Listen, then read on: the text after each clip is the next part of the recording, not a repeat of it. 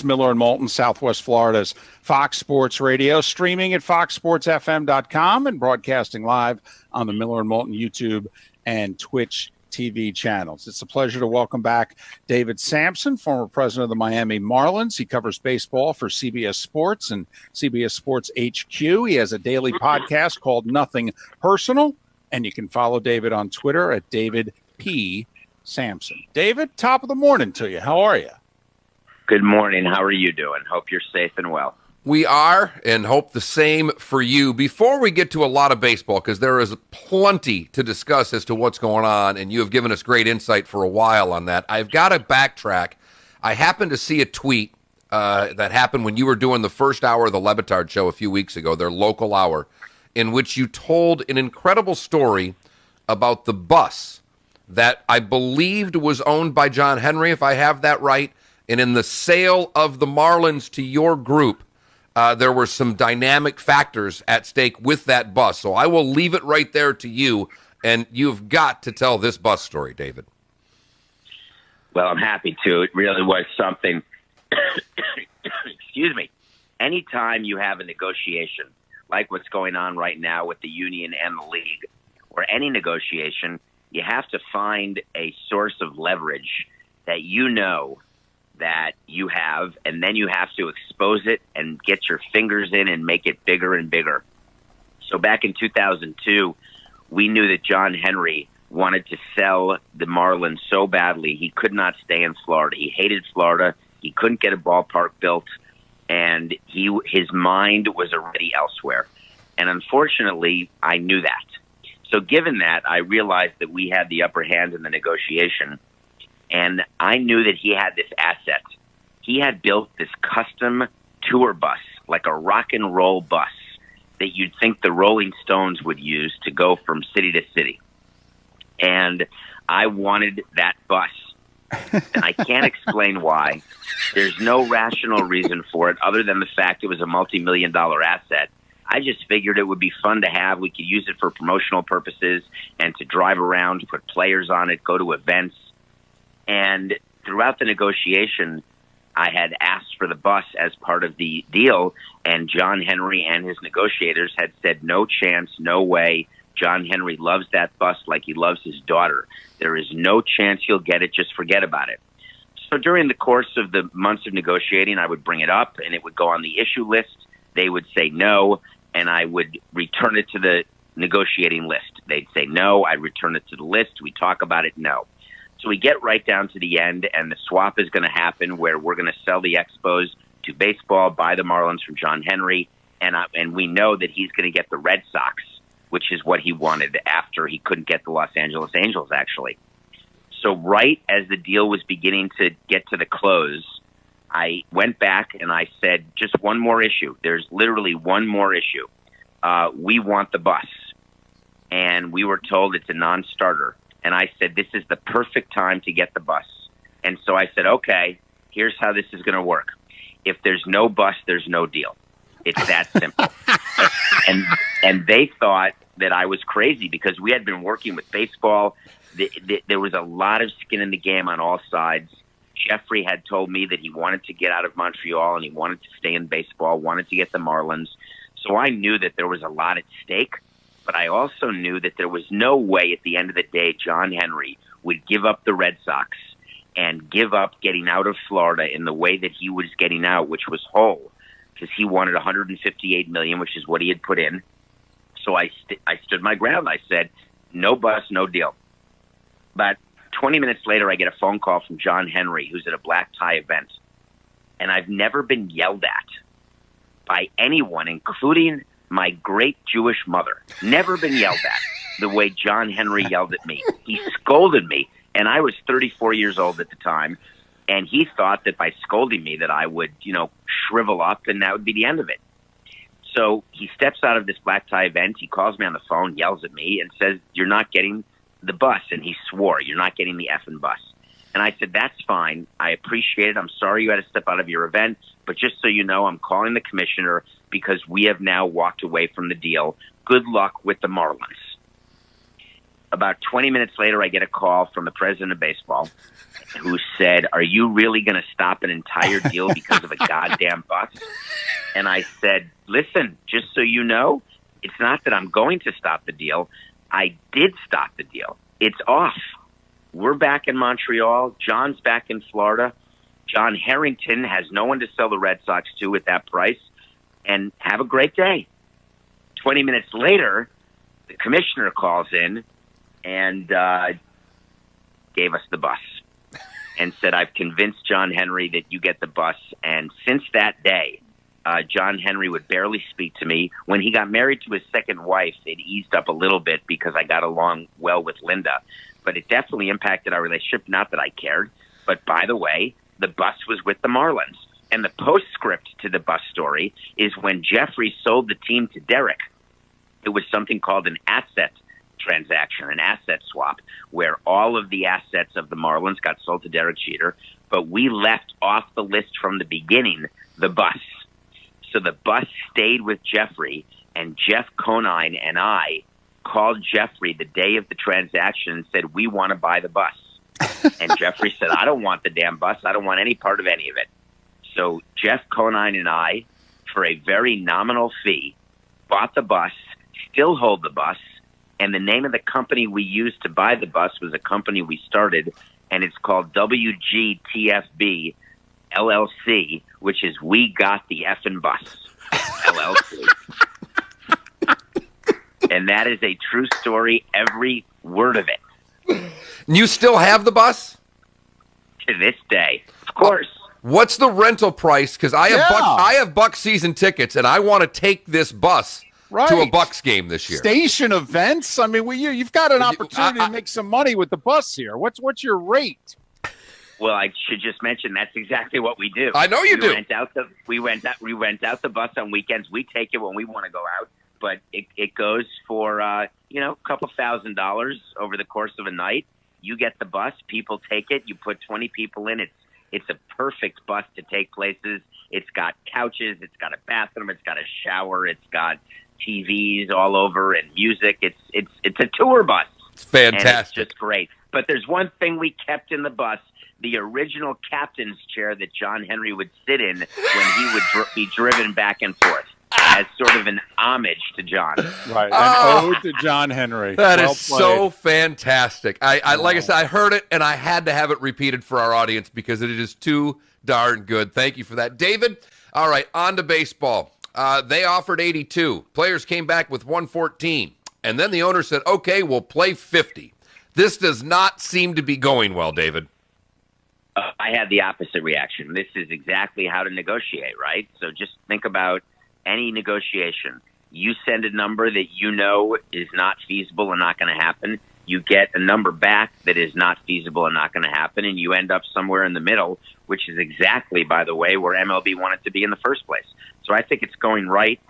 The real problem is that there's such a difference of opinion over the pay and how the pay will work. Players want pro rata, and pro rata means you get paid according to the number of games in the season. So now instead of negotiating pay cuts and pay tiers, what they're negotiating is number of games. So MLB can say, okay, you've got your pro rata, you win, way to go, but we get to decide the number of games because we're the commissioner's office, and that's our right. And so they're saying if you want pro rata, then we'll play 50 games, and that pro rata equals the pay cut that they wanted from the beginning. Talking with David Samson, CBS Sports HQ, his daily podcast, Nothing Personal. Follow David on Twitter at David, the letter P, Samson. David, is this a case where the owners are losing money with every game played because the players have operated under the, hey, we all are going to make more money the more games we play. The money's in the television.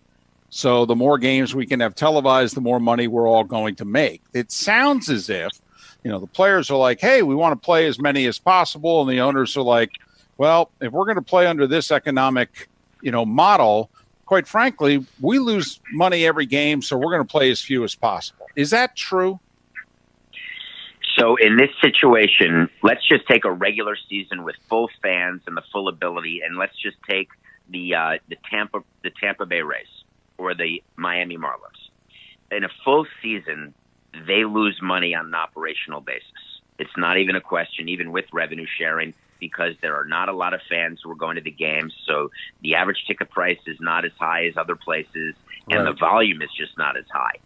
And so, like you learn in Economics 101, when you tell someone, I lose $1 every time I make a widget, but we're going to make it up on volume. That's the joke, which is if you lose $1 when you make one widget, when you make 20, that doesn't mean you start making money. It means you actually lose $20. So there are teams who lose money every year. So the more games you play, the more expenses you have. And expenses, for the most part, are payroll, the biggest expense, of course. So they will end up losing more money. For teams which make money, and there are teams operationally who do make money, the more games you play, you do make more money in a normal season. However, this is not a normal season. Without fans, those teams which had made money with fans over the years will not make money because they're losing between 30 and 40% of their revenue right off the top. Because without fans, you don't get food or beverages or merchandise or parking or any of the other money that those big market, big attendance teams get. So it is correct that the more games played without fans, the more money teams will lose. David, how many teams do you think, how many owners do you think would rather just not open the doors at all this year? Well, that's the most important question out there right now. And as I've tried to explain on Nothing Personal, the answer is that if 8 owners believe in anything together, they can block the entire industry from doing anything. What I mean by that is to pass a collective bargaining agreement, you need 23 out of 30 owners to agree to it. In the old days, Bud Selig, the commissioner, wanted 30 owners to agree. He wanted unanimity. But you didn't need it. You only need 23. Rob Manfred, the new commissioner, recognizes that you do only need 23. So if there's 7 owners unhappy with an economic deal, with a collective bargaining agreement, or with any sort of rule change or any sort of policy change, if 7 owners are against it, it doesn't matter. It passes 23-7, and the rule goes into effect, or the bargaining agreement gets ratified. But if you get an 8th team, all of a sudden nothing else matters because there's no agreement that's passed, no rule change that's passed, etc. I don't believe there are 8 teams currently who will vote against a collective bargaining agreement that's agreed to between the commissioner and the union that then goes to a vote. But I'm worried that it could get there. So Rob is spending a lot of time speaking to the hawks, that we'll call them, the teams who could sabotage the season, and trying to figure out how to make them turn into yes votes. But it may not be easy. David, do you look at baseball's future in the next 18 months as bleakly as Miller and Moulton do? Because we have thought from the very beginning that this was the beginning of the 2021/22 CBA negotiations, and it seems as if they're almost willing to go to war now. Imagine what they're going to be like 18 months from now. Well, the good news is that you won't have 2 wars the way you're describing them. Because if there is no baseball this season, even if it's for health purposes and no sports can start, if there is no season, they will just go right into a longer-term negotiation to get to extend or change the collective bargaining agreement, which expires after 2021. If they come to an agreement to play in 20, then they'll have to start a new negotiation, but they'll have more time to do it. The reason why everything is so public and everyone is so fractured and nervous and crazy is that the time frame for a negotiation right now is so condensed.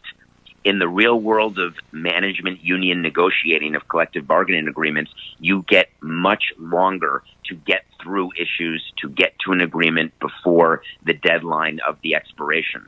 In this case, you didn't have a lot of time, and also there's no agreed upon deadline. In normal negotiations, your agreement ends on October 31st, 2021. You know you need an agreement before February of 22 when spring training starts. That's a deadline. Now, today, people aren't sure. Do we have to have an agreement by June 4th, by June 8th? Does spring training have to start June 15th for the season to start July 4th? Could we start the season August 1st instead? So there's no agreed upon deadline by both sides, and that's a point that's necessary to actually come to an agreement, in my opinion. And David, with that being said, how much of this negotiation do you think will affect? I mean, how much of the bad blood that's going on right now do you think will still be in place for 2022, or do you think they're grown up enough to get whatever deal done they get done for 2020, and then when they have to renegotiate the CBA, that they will have let 2020 go by their memory? Or do you think a lot what's going on will still be, right at the front of their minds when they're negotiating 2 years from now? So that's like saying in your marriage, what does one fight have to do with the next fight? Do you forget about a fight in between and go on nice walks on the beach and then move on to your next fight? Depends on the person, doesn't it? Well, if you don't want to get divorced, you try to forget about fights.